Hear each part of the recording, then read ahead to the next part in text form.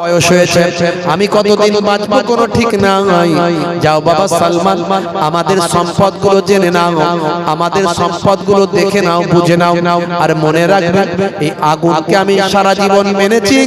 এই আগুনকে মানার কারণে আমার হাজার হাজার শিষ্য ভক্ত। বাবা তুমি আমার সন্তান, তুমিও ধর্ম যাজক, তুমি ধর্মীয় নেতা হবে। এই আগুন কখনো জ্বালানো বন্ধ করবে না। এই দুটো জিনিস তুমি মনে রাখবে। আমার সম্পদের হিসাব রাখবে, সম্পদের দেখভাল করবে, আর আগুনকে খোদা বলে, প্রভু বলে তুমি স্বীকার করবে।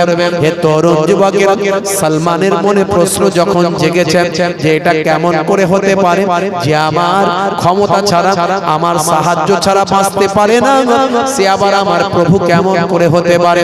তাই সালমান বিচলিত হয়ে গেল। আসল প্রভুকে খোঁজার জন্য মন স্থির করলাম। আসল প্রভুকে কোথায় পাবো, আসল প্রভুকে আমি কোথায় পাবো, এই চিন্তা অস্থির হয়ে গেল। এ তরুণ যুবকেরা, জমি জায়গা সম্পত্তি দেখতে গিয়ে সালমান ফারসি একজন বায়ামার ধর্মযাজকের সঙ্গে দেখা হলো। নাসারাদের পণ্ডিত তিনি, একটা তৎকালীন যুগের আসমানি কিতাবে পণ্ডিত যারা, এই আসমানি কিতাবে পণ্ডিত যারা বায়ামার দোস্ত আমার আহলে কিতাবের অন্তর্ভুক্ত যারা, তাদের মধ্যে নাসারাদের একজন পণ্ডিত ছিল। বাবা সেই নাসারাদের একজন পণ্ডিতের সঙ্গে মোলাকাত একটা হুজরার ভিতরে, বায়ামার একটা ছোট্ট ঘরের মধ্যে তিনি আছেন। কিছু শিষ্যদের তিনি আসমানি কিতাব থেকে তিনি বোঝাচ্ছেন, এইভাবে তিনি তাদেরকে কিছু উপদেশ দিচ্ছেন। সালমান ফারসি বায়ামার তিনি জমি জায়গা দেখতে গিয়ে সেই আসমানি কিতাবে পণ্ডিত নাসারাতের পণ্ডিতের হুজরার সামনে গিয়ে দাঁড়িয়ে গেছেন, তার বক্তব্যগুলো শুনছেন। বায়ামার তার মিষ্টি ব্যবহার, কত সুন্দর কথাবার্তা, তার বলার ভঙ্গিমা, তার ব্যবহার আচারে মুগ্ধ হয়ে সালমান ফারসি তিনি মন দিয়ে শুনছেন। অনেক বড় ঘটনা, আমি লম্বা চওড়া বলবো না, খালি একটু টাচ দিয়ে আপনাদের মনে করাচ্ছি। সালমান ফারসি রাদিয়াল্লাহু তাআলা আনহু সেই সময় নাসারাদের এই পণ্ডিতের কথায় মুগ্ধ হয়ে ভাবলেন, এই আমার আগুনের থেকে এই পণ্ডিতের কথা ভালো। এই পণ্ডিত যাকে খোদা বলে মানে আমি তাকে মানব। পরের দিনে সেই পণ্ডিতকে গিয়ে বললেন, নাসারাদের পণ্ডিতকে গিয়ে বললেন, পণ্ডিতজি আমি আসল প্রভুকে পেতে চাই। তিনি বললেন, ভাই আসল পণ্ডিত, আসল প্রভুকে পেতে গেলে তুমি এই আমার কাছ থেকে যদি সন্ধান লাভ করো তাহলে আমি বিপদের মধ্যে পড়ব। তো এক কাজ করো, তুমি অমুক জায়গায় চলে যাও, ওইখানে একজন পণ্ডিত আছে, তার কাছ থেকে শিক্ষা নাও। এইভাবে শিক্ষা নিতে নিতে নিতে নিতে তিনি আবার অন্যের অ্যাড্রেস দিলেন, তিনি আবার অন্যের অ্যাড্রেস দিলেন। সালমান ফারসি একটা বিশাল বড় জমিদার ফ্যামিলির সন্তান হয়ে, এত বড় একজন ধর্মীয় যাজকের সন্তান হয়ে তিনি সব ত্যাগ করে, গোপনে বাড়ি ত্যাগ করে সেই বাবা নাসারাদের পণ্ডিতের কাছে গিয়ে আসমানি গ্রন্থের জ্ঞান অর্জন করতে লাগলেন। এক সময় সেই নাসারাদের পণ্ডিত বললেন, সালমান তুমি যে প্রভুকে খুঁজছো, এত ত্যাগ করেছো, এত কষ্ট করেছো, তোমার সঙ্গে আমি প্রতারণা করতে পারবো না। ডিটেইলস আছে, তিনি কয়েকবার কয়েকজন পণ্ডিতের কাছে গিয়ে জ্ঞান লাভ করেছিলেন, অত ডিটেইলস আমি বলতে পারবো না। সর্বশেষ কথা হলো যেটা, যে তোমাকে আমি কখনো প্রতারণা করব না। আমি আমার দীর্ঘ অভিজ্ঞতায়, দীর্ঘদিনের গবেষণায় এই ইনজিল শরীফ, তাওরাত শরীফ, জাবুর শরীফের আলোকে এগুলো আসমানি কিতাব নিয়ে গবেষণা করে আমি যা পেয়েছি, একজন মানুষ পৃথিবীতে আসবেন যিনি তোমাকে মহান স্রষ্টার সন্ধান দিতে পারেন। এই আসমানি কিতাবগুলোতে আমরা পেয়েছি তিনি যেখানে আসবেন সেই জায়গায় ঘন ঘন খেজুর গাছের বাগান হবে। 2 নাম্বার, সালমান ফারসি তুমি সেই জায়গায় সন্ধান করবে, সেই জায়গায় খবর নেবে যেখানে ঘন ঘন খেজুর গাছের বাগান পাবে, জানবে সেখানেই প্রভুর দূত, সেখানে তিনি থাকবেন, আর তিনি তোমাকে মহান স্রষ্টার সন্ধান দিতে পারবেন। মনে রাখবে, শুধু একটা নিশানা নয়, আমি তোমাকে আরো দুটো সংবাদ দিই, দুটো নিশানা বলে দিয়ে যায়। 2 নাম্বার হলো যখন তুমি এই রকম কোন মহামানবকে বুঝতে পারবে, মহান ব্যক্তির খবর পাবে, তখন তুমি দেখবে তাকে যদি কোনো সাদকার খানা দেওয়া হয়, সাদকা দান, এই দানের খানা যদি দেয়া হয়, সাদকার খানা যদি দেয়া হয়, তখন তিনি নিজে খাবেন না, নিজে নেবেন না, তিনি বলবেন আমি সাদকার খানা খাই না। এটা তুমি পরীক্ষা করে নেবে সালমান। হে তরুণ যুবকেরা, আরো দুটো তোমাকে নিশানা বলে দিই সালমান। 3 নাম্বার হলো যখন তাকে কোনো তোহফা দেবে, গিফট দেবে, উপহার যখন তাকে দেওয়া হবে, তিনি নিজে উপহারটা গ্রহণ করবেন। এই উপহার তিনি গ্রহণ করবেন। কোনো খাদ্য যদি উপহার দেওয়া হয়, তিনি নিজে খাবেন, তার সঙ্গীদের খেতে দেবেন। এই 3টে শর্ত বললাম, 3টে তোমাকে সিম্বল বলে দিলাম, উদাহরণ দিলাম। আর 4 নাম্বার হলো এই এত কিছু যখন মিলে যাবে, এই 3টে যখন মিলে যাবে, তখনও কিন্তু তুমি তার হাতে হাত দিয়ে তার শিষ্যত্ব গ্রহণ করবে না, অপেক্ষা করবে বাবা সালমান। কারণ তুমি অনেক কষ্ট করেছো, তুমি তোমার সব কিছুকে ত্যাগ করে দিয়েছো, তুমি তোমার সব কিছুকে ছেড়ে দিয়েছো, তুমি তোমার বাড়ি জমিদারি, তোমার রাখাল বাখাল, তোমার সম্পদ, তোমার মালমাতা, তোমার সম্মান, তোমার ইজ্জত, সবকিছু তুমি বিলিয়ে দিয়েছো। তাই তোমাকে আমি সঠিক প্রভুর সন্ধান পাওয়ার জন্য বলে দিয়ে যাই, এই 3টে সন্ধানও যদি মিলে যায়, 3টে সূত্র যদি মিলে যায়, তবুও তার হাতে হাত দিয়ে তুমি শিষ্যত্ব গ্রহণ করবে না। 4 নাম্বার সূত্রের জন্য অপেক্ষা করবে, যিনি মহান প্রভুর আখেরি জামানার এই সময়কার যিনি মহান প্রভুর বায়ামার দূত হিসাবে পৃথিবীতে আসবেন। তার পিঠের উপর 2 কাঁধের মাঝখানে ঘাড়ের নিচে একটা গোল স্ট্যাম্প দেখতে পাবে। এই গোল স্ট্যাম্প দেখা পর্যন্ত অপেক্ষা করবে। যতক্ষণ না গোল স্ট্যাম্প দেখতে পাও, ততক্ষণ পর্যন্ত তার কাছে নিজেকে আত্মসমর্পণ করবে না সালমান। মনে রাখবে এই গোল স্ট্যাম্পটা, এটার উপর লেখা থাকবে মুহাম্মদ রাসূল আল্লাহ। এই 3টে কথা লেখা থাকবে মুহাম্মাদুর রাসূলুল্লাহ। যদি এই গোল স্ট্যাম্পটা তুমি দেখতে পাও, এটা হলো মাহারে নবুয়ত। এই মাহারে নবুয়তটা যদি পাও, নির্দ্বিধায় তার হাতে হাত দিয়ে তার ধর্ম গ্রহণ করে নিও। এই 4টে তোমাকে সূত্র বলে দেয়া হলো। সালমান ফার্সিকে ছেড়ে দিল, নাসারাদের পণ্ডিত ছেড়ে বিদায় দিল। ভাই আমার, সব কিছুকে ত্যাগ করে তিনি মহান প্রভুর সন্ধানে চললেন, আর প্রভুর দূতের খোঁজেতে বেরিয়ে গেলেন। পারস্য দেশ থেকে তিনি ভাই আমার বেরিয়েছিলেন। এক সময় দেখা যায় তিনি রাজপুত্র ছিলেন, তার চেহারা ছিল সুন্দর, তিনি একজন বিখ্যাত একজন ব্যক্তি ছিলেন, বিখ্যাত সব ভাই আমার পরিবারের সন্তান ছিলেন। তিনি যখন হাঁটতে হাঁটতে ভাই আমার দিকভ্রান্তের মতো কোথায় খেজুর গাছের বাগান খুঁজে পাবো, কোথায় বেশি বেশি খেজুর গাছ খুঁজতে খুঁজতে যখন তিনি যাচ্ছেন, একদল বণিকের সঙ্গে, ব্যবসায়ীর সঙ্গে তার মোলাকাত। এই ব্যবসায়ীরা নাম ঠিকানা অ্যাড্রেস জানতে পেরে দেখলো এই লোকটা ঘর থেকে বেরিয়ে গেছে, এই লোকটা তো পাগলের মতো খুঁজছে, প্রভুকে খুঁজছে, তার মানে এই লোকটাকে বিক্রি করা যেতে পারে। এখনকার যুগে গরু ছাগল বাজারে বিক্রি হয়, 450 বছর আগে তখন মানুষ বাজারে বিক্রি হতো। বুঝতে পারছেন? আপনারা জানেন হযরতে ইউসুফ আলাইহিস সালাতু ওয়াস সালামকে বাজারে বিক্রি করে দেয়া হয়েছিল, মনে আছে? এই ঘটনা ওয়াজ আপনারা শুনেছেন। কূপ থেকে, কুয়া থেকে তুলে নিয়ে গিয়ে বাজারে বিক্রি করে ভাই আমার সেই মিশরের বাদশার উজিরটাকে খরিদ করে নিয়ে গিয়েছিল। সেই উজিরের কাছ থেকে আমার আল্লাহ মিশরের বাদশাটাকে বানিয়ে দিয়েছিলেন। ইউসুফ নবীর ঘটনা আপনাদের জানা আছে। তখন মানুষ বিক্রয় হতো। তো সালমান ফার্সিকে ভাই আমার তারা কি করলো, প্রলোভন দেখিয়ে বুঝিয়ে সুঝিয়ে নিজেদের সঙ্গে হাঁটতে হাঁটতে নিয়ে গেল তো গেল মদিনার বাজারে গেল। মদিনার বাজারে গিয়ে ইহুদির কাছে বিক্রি করে দিয়েছে।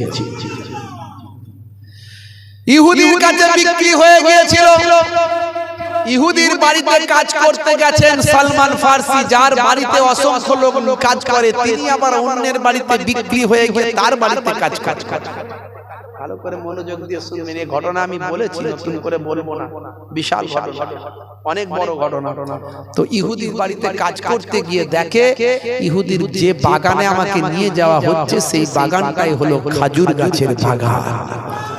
মনের দুঃখ সব ভুলে গেল যে আজকে আমি অন্যের বাড়ির গোলাম হয়েছি বটে, কিন্তু আজকে যে জায়গায় আমি এসেছি এটা কিন্তু আমার এক নাম্বার শর্ত মিলে গেছে, আমার হৃদয়ে আনন্দ ভরে উঠেছে, মনে হয় হয়তো আমি মহান প্রভুর দূতকে এখানে খুঁজে পাবো। ভাইরা আমার, একটার পর একটা সালমান ফার্সির শর্ত মিলে গিয়েছে। কিভাবে মিলেছিল সেগুলো আমি আর নতুন করে বলতে গিয়ে সময়কে নষ্ট করব না। শেষে দেখা গেল বিশ্ব নবীর কাছে মাঝে মাঝে সময় পেলে যান, নবীজি বলেন সালমান তুমি ইহুদির কাছ থেকে মুক্তি নিয়ে নাও, কেন আর ইহুদির গোলামতি করছো, চলে এসো আমার দরবারে। ইহুদিকে গিয়ে বলল হে আমার মালিক আমাকে মুক্তি দাও। কি পেলে মুক্তি দেবে বলো? মালিক বলল তোমাকে মুক্তি দিতে পারবো না, তোমার মতো এত ভালো কাজের লোক আমি আর পাবো না। সালমান বলে আমাকে মুক্তি দিতে হবে, আমি ছাড়বো না, আমি আর কাজ করব না, আমি বিশ্ব নবীর শিষ্য হয়েছি, নবীর খেদমতে থাকবো, নবীর কাছে গিয়ে আমি স্বাধীনতা অর্জন করব, আমি নিজের পায়ে দাঁড়াবো, নিজের জীবন নিজেকে তৈরি করব, আমি আর দাসত্বের মধ্যে থাকবো না। কি দিলে তুমি আমাকে মুক্তি করবে বলো? তখন ইহুদি দেখলো যে নিরুপায়, একে এমন একটা কথা বলতে হবে সাপও মরবে লাঠিও ভাঙবে না। তাই ইহুদি বলল যে মুক্তি তোমাকে দিতে পারি, 300টা চারা গাছ, 300টা চারা গাছ, খাজুর গাছ বসিয়ে দিতে হবে, একটাও যেন মার না খায়, প্রত্যেকটা গাছ বড় হবে, তাতে ফল হবে, একটাও না ফলবিহীন হয়। যদি এইভাবে 300টা চারা গাছ তৈরি করে দিতে পারো, এটা হলো 1 নাম্বার শর্ত। 2 নাম্বার 600 দিরহাম যদি দিতে পারো, এই দুটো শর্ত আমার গ্রহণ করতে হবে, যদি মানতে পারো তবে মুক্তি পাবে। সালমান ফার্সি তিনি চিন্তা করলেন সর্বনাশ, এটা কি সম্ভব, এটা কি মানা সম্ভব? আল্লাহর নবীর কাছে গিয়ে দাঁড়িয়ে আছে, নবীজি বললেন কি হলো সালমান, কি হলো? বলে হুজুর এ মুক্তি ইহুদি দেবে না। তার মানে বলে এমন এমন শর্ত দুটো চাপিয়েছে যেটা সম্ভব নয় আমার জন্য। কি শর্ত? নেই এত দিরহাম দিতে বলেছে। বলে ঠিক আছে ওটা নালে মেনে নিলাম, আর কি? বলে এইরকম এরকম চারা গাছ বসিয়ে দিতে হবে, সেই গাছ বড় হবে, ফল হবে, একটাও মিস যাবে না, তবে ছাড়। বুঝতে পারছো? বিশ্ব নবী বললেন সালমান চিন্তা করো না, তোমার জন্য আমি রাসূলুল্লাহ ইহুদির ওই বাগানে চলে যাব। আল্লাহর নবী সাহাবীদের বললেন হ্যাঁ গো সালমানকে মুক্তি করতে হবে, টাকা দাও। বলার সঙ্গে সঙ্গে নবীর ভক্তরা টাকা দেওয়ার জন্য, টাকা তো দূরের কথা, জীবন দেওয়ার জন্য রেডি। আল্লাহর নবীর এমন ভক্ত জীবন দেওয়ার জন্য রেডি। ভাই আমার, তারা সঙ্গে সঙ্গে যে যার টাকা যার যেমন ছিল সাহায্য সহযোগিতা করে, ইহুদি যতটা চেয়েছে, যত টাকা চেয়েছে সব জড়ো হয়ে গেল। একটা শর্ত পূরণ হয়ে গেল, কিন্তু এবারে চারা গাছ বসাতে হবে, একটাও মিস যাবে না। এমন করবে কেমন করে? বিশ্ব নবী বললেন সালমান চলো আমি যাই, চলো আমি যাই। কোথায়? তার বাগানে চারা গাছ বসাতে হবে, সেখানে চলো। সঙ্গে হযরতে আলী মুর্তজা কারামাল্লাহ ওয়াজহুকে নিলেন। হে তরুণ যুবকেরা, হে আমার বন্ধুরা, শুনে রেখে দিন বাবা, জেনে রেখে দেন। ইহুদি চিন্তা করল যিনি আসছেন শুনছি তিনি হলেন আখিরি জামানার পয়গম্বর। চারিদিকে তার নিয়ে আলোচনা, চারিদিকে তার নিয়ে গবেষণা, তিনি যা বলেন সেটা হয়ে যায়। তিনি যখন আসছেন তাহলে না জানি খাজুর গাছ যা শর্ত দিয়েছি সেটা যদি পূরণ হয়ে যায়, তাহলে আমাকে সালমানকে বিদায় দিতে হবে, সালমানকে আমাকে ছাড়তে হবে। এই চিন্তা করে চারা গাছ বসানোর আগে হে তরুণ যুবকেরা, যে চারাগুলো করা হয়েছিল, যে খাজুরগুলো দেওয়া হয়েছিল, কিছু খাজুর ভাই আমার খাজুরের বীজগুলোকে আগুনে পুড়িয়ে দিল।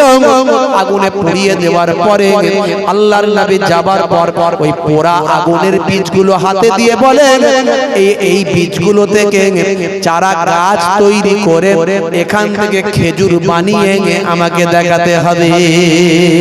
হে তরুণ যুবকেরা, হে আমার বন্ধুরা, শুনে রেখে দিন বাবা জেনে রেখে দেন আল্লাহর নবী দো জাহানের বাদশা হাবিবুল্লাহ তাই করলেন বাবা। বাবা ইহুদি বাবা আগুন এই বীজগুলোকে বাবা পুড়িয়ে দিয়েছো। বাবা বলে হ্যাঁ এই পুড়িয়ে দেওয়া বীজগুলো থেকে আপনাকে তৈরি করতে হবে, তবে আমি সালমানকে বাবা পাঠাবো। এমন সময় আল্লাহর নবী হযরতে আলী মুর্তজা কারামাল্লাহু ওয়াজহুকে নিলেন, সঙ্গে সালমান ফারসিকে নিয়ে বললেন বাবা আলী তুমি গর্ত খুলতে খুলতে চলে যাও, পেছন দিকে তাকাবে না।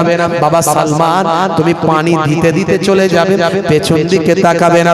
বিশাল বড় জমিতে হে তরুণ যুবকেরা আল্লাহর নবী একটা করে বীজ বপন করলেন, মাটিটা চাপা দিলেন আর পেছনে ছিলেন সালমান। সালমানকে বললেন পানি ঢালতে ঢালতে আসো, পানি তুমি পেছন দিকে তাকাবে না। এইভাবে যখন শেষ 1 নাম্বার পর্যন্ত পৌঁছালেন, পৌঁছে গিয়ে তখন তিনি বললেন এবার পেছন দিকে তাকাও। পেছন দিকে তাকানোর সঙ্গে সঙ্গে আল্লাহর কুদরতি ক্ষমতায় বিশ্বনবীর হাত থেকে ওই বাবা বীজ বপন করার ফলে বিশ্বনবীর নবুয়াতি হাতখানা পেয়ে ভাই আমার পেছন দিকে তাকিয়ে দেখেন প্রত্যেকটা বীজ এখন বসানো হয়েছে আর এখনই আল্লাহর কুদরতি ক্ষমতায় চারা গাছে পরিণত হয়েছে। জোরে হবে না? অল্প কিছু দিনের মধ্যে আমার আল্লাহ ওই চারা গাছগুলোকে এত দ্রুত বাড়িয়ে দিলেন এবং সেই চারা গাছ বড় হয়ে অটোমেটিক আল্লাহর কুদরতি ক্ষমতায় যে ফলটা দিতে শুরু করলো সেই ফলটা হলো কালো খাজুর। কালো খাজুর বিশাল ভাই আমার টেস্টি, ভীষণ টেস্টি, পৃথিবীর 1 নাম্বার শ্রেষ্ঠ খাজুরে পরিণত আল্লাহ করলেন। সেই খাজুরটার নাম হলো আজুয়া খাজুর। জোরে হবে না? জোরে হবে না?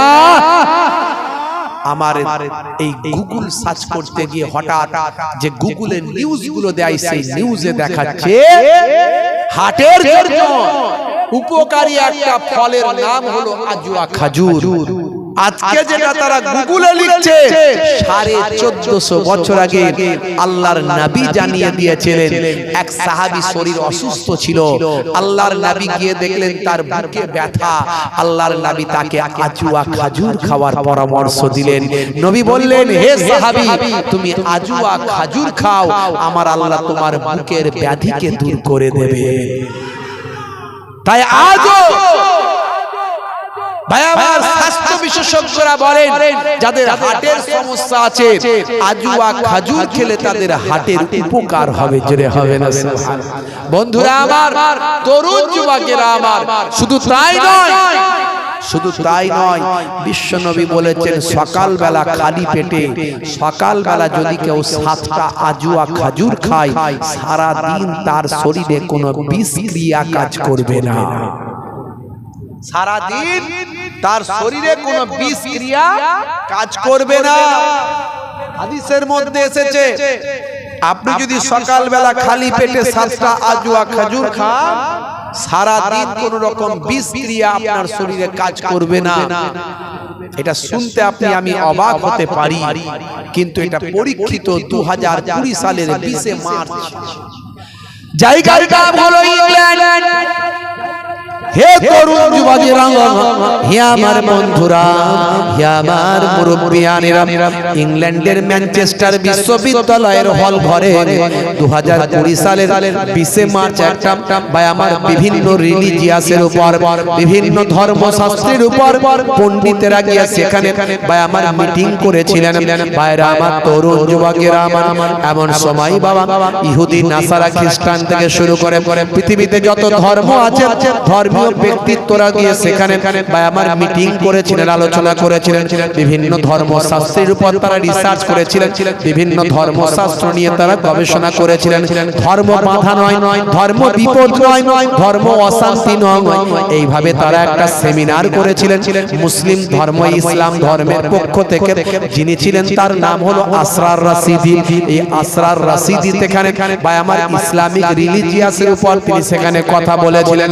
হে তরুণ যুবকেরা, হে আমার বন্ধুরা, শুনে রেখে দিন বাবা, জেনে রেখে দেন, এমন সময় নাসারাদের একজন পণ্ডিত, নাসারাদের একজন ধর্মীয় যাজক, তিনি মুচকি হেসে আনন্দের ছলে তিনি বলেছিলেন, হে আসরার রাশিদ, আপনার নবী যা বলেছেন, আল্লাহর কোরআন যা বলেছেন, আজকের যুগে সত্যি বহু বহু বহু বহু কথা আজকের যুগে বিজ্ঞান আর বাস্তবতায় প্রমাণিত হয়, কিন্তু একটা কথা আমার মাথা ঢোকে না। আপনার নবী 1450 বছর আগে বললেন, 7টা আজুয়া খাজুর যদি খাওয়া হয়, সেই দিন তার শরীরে কোন রকম বিষক্রিয়া কাজ করে না।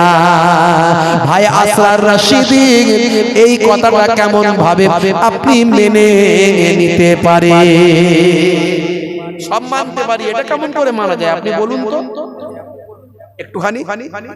ভাই আমার, আসরার রাশিদি যেহেতু ইসলামিক রিলিজিয়াসের উপর কথা বলছেন, তাকে পেছন থেকে আনন্দের ছলে আঘাত করলো, আনন্দের ছলে আঘাত করলো।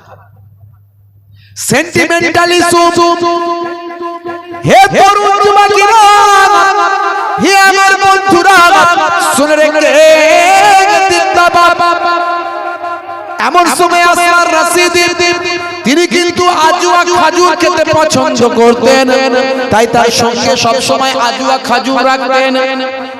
এমন কিছু মানুষ আছে যারা আজুয়া খাজুর খেতে পছন্দ করে, আজুয়া খাজুর ছাড়া তারা কোনো খেজুর খেতে চায় না বাবা। এমন কিছু মানুষ আছে।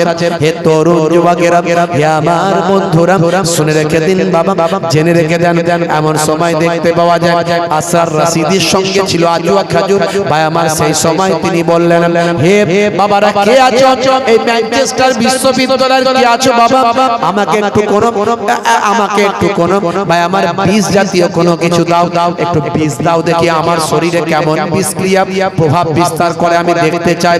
কে আছো বাবা? ভাইরা আমার, তরুণ যুবকেরা, এমন সময় সেখানে পাশি রাখা ছিল কোথায় একটা ভাই আমার ইঁদুর মারা লিকুইড বিষ, ইঁদুর মারা লিকুইড বাবা।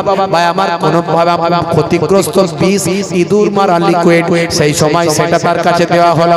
তিনি পরীক্ষা করার জন্য ঢক ঢক করে সকলের সামনে তিনি খেয়ে নিলেন। ভিডিও ফুটেজটা 2020 সালের সে ভিডিও ফুটেজটা ভাই আমার ইন্টারনেটে দেওয়া হয়েছিল। এই তরুণ যুবকেরা, বিষটা তিনি খাওয়ার পরে সঙ্গে ছিল আজুয়া খাজুর। ভাই আমার, 7খানা খাজুর তিনি খেয়ে নিয়ে সারাটা দিন সেখানে সকলের সঙ্গে ভাই আমার ধর্মীয় রিলিজিয়াসের উপর আলোচনায় তিনি সময়টা কাটালেন। শেষে তিনি বললেন, দেখুন আমি তো বিষ খেয়েছিলাম, আজুয়া খাজুর খেয়েছিলাম, এতক্ষণ পর্যন্ত আপনাদের সঙ্গে আছি, সারাটা দিন কাটিয়ে দিলাম, কিন্তু কোনো বিষের ক্রিয়া আমার শরীরে কোনো প্রভাব বিস্তার করেনি। জোরে হবে না?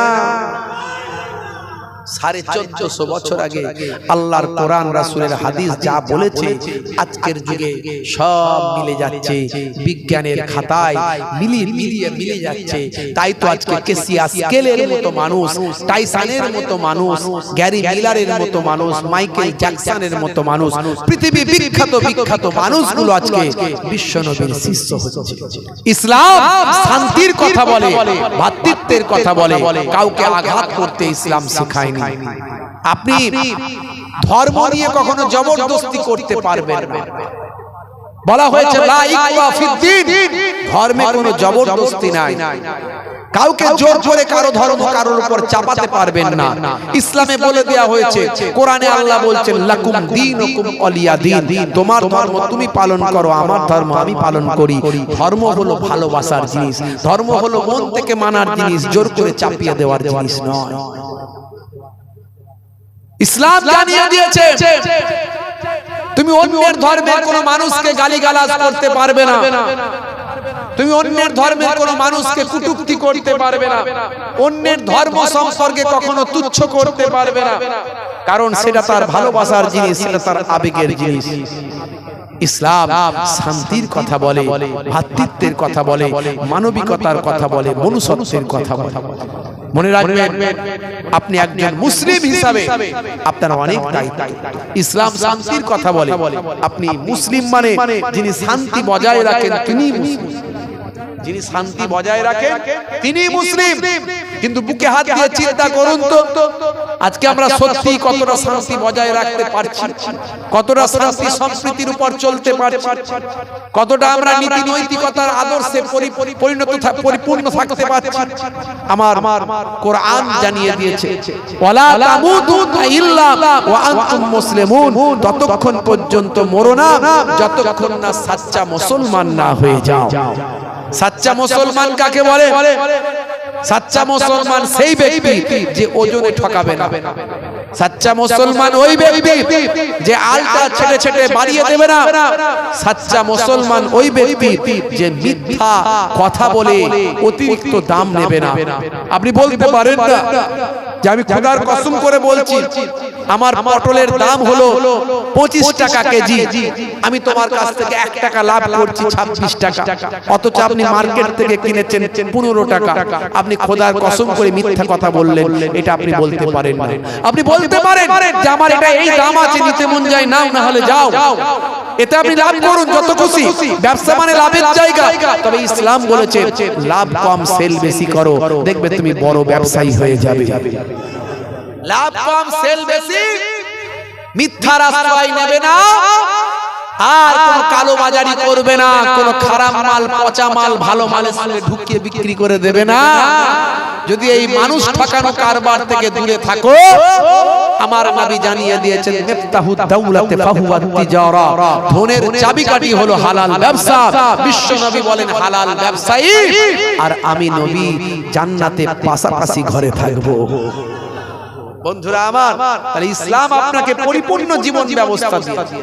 এটা শুধু ব্যবসার কথা বললাম, এইভাবে সব আপনার সাংসারিক জীবন, পারিবারিক জীবন, নৈতিক জীবন, রাজনৈতিক জীবন, ব্যবহারিক জীবন, ছোটদের সঙ্গে কেমন ব্যবহার করবেন, বড়দের সঙ্গে কেমন ব্যবহার করবেন, অমুসলিম ভাইদের সঙ্গে কেমন ব্যবহার করবেন, সবকিছু ইসলাম শিখিয়ে দিয়েছে। আপনার পরিপূর্ণ জীবন ব্যবস্থা ইসলাম দিয়েছে। আমরা যদি পরিপূর্ণ জীবন ব্যবস্থা গ্রহণ করতে পারতাম, পৃথিবীর শ্রেষ্ঠ মহামানব হয়ে যেতাম। হে তরুণ যুবকেরা, হে আমার বন্ধুরা, শুনে রেখে দিন বাবা, জেনে রেখে দেন, আপনি আল্লাহর হয়ে যান, আমার আল্লাহ আপনার হয়ে যাবে। কিতাবের মধ্যে দেখতে পাওয়া যায় মাল্লাহুল মাওলা ফালাহুল কুল, বান্দা যখন আল্লাহর হয়ে যায় কুল মাখলুকাত গোলাম হয়ে যায়। মান কানা লিল্লাহি কানা আল্লাহু লাহু, যে বান্দা আল্লাহর হয়ে যায় স্বয়ং আল্লাহ তার হয়ে যায়।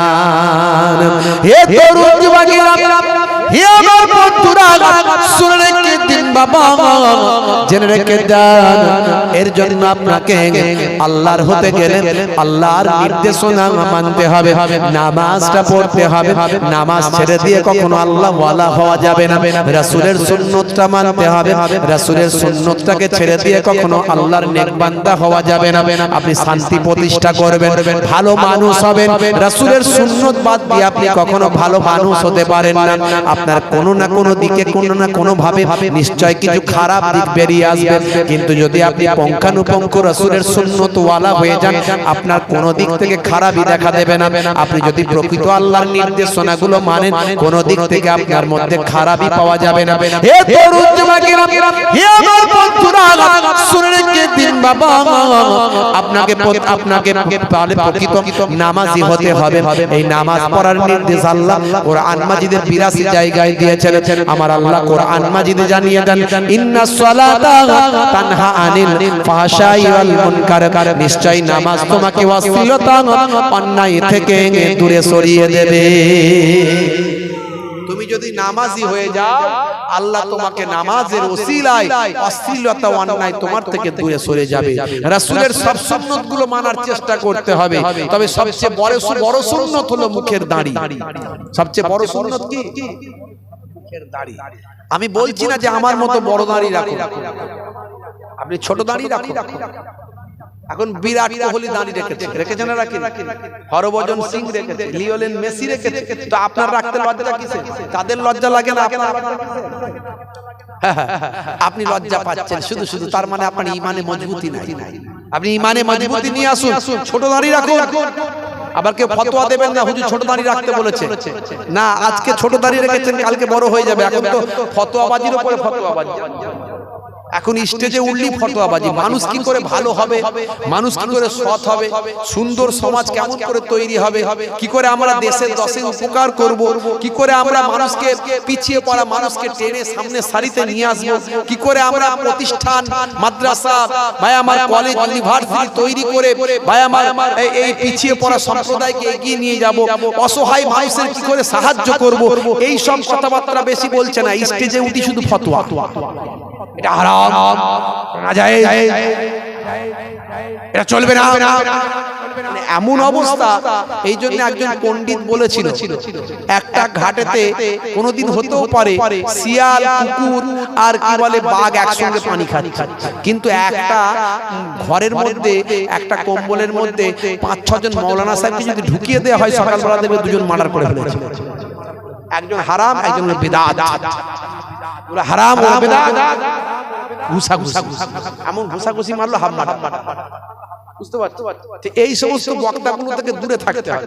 এই একটা রিসেন্ট বক্তা বেরিয়েছে দেখবেন, এই আপনারাও কিন্তু তার মধ্যে পড়ে যাচ্ছেন। সে বলছে কি জানেন, বলছে কি বলে, সে বলছে যে আব্দুর রশিদ নাম রাখা হারাম। শুনেছেন না? শুনেন? হ্যাঁ আপনারা শুনেননি মনে হয় নাকি?